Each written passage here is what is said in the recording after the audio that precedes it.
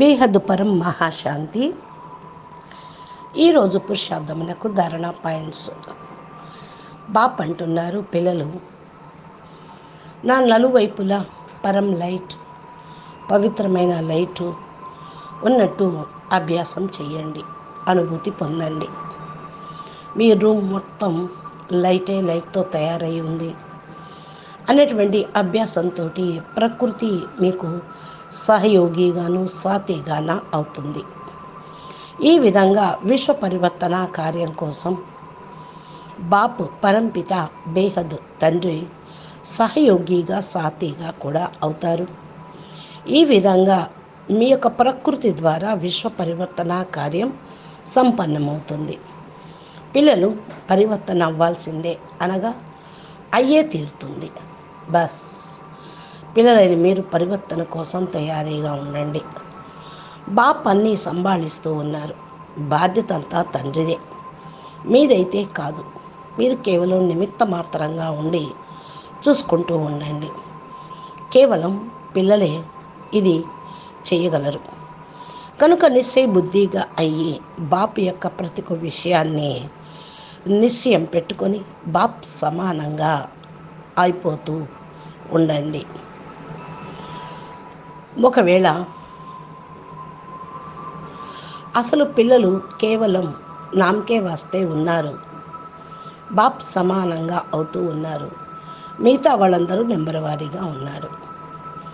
చెప్పటానికే కాదు, బాప్ కొరకు చేస్తూ ఉన్నారు, విశ్వం గురించి చేస్తూ ఉన్నారు.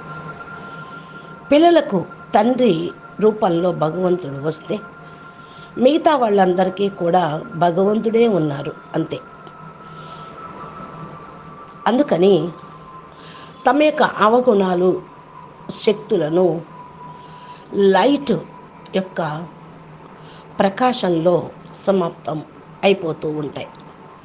మిమ్మల్ని మీరు లైట్ యొక్క బాడీని తయారు చేసుకోండి, దాన్ని ఉపయోగించండి.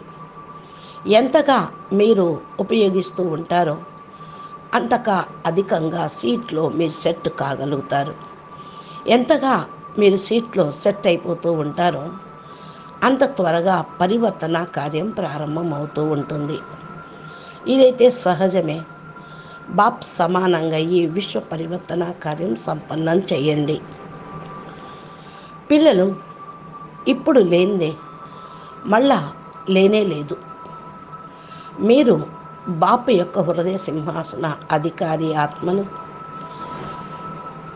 నయన జ్యోతులు, నూరే రతన్, మస్తక మణులు, బాప్ సమానమైన పిల్లలు.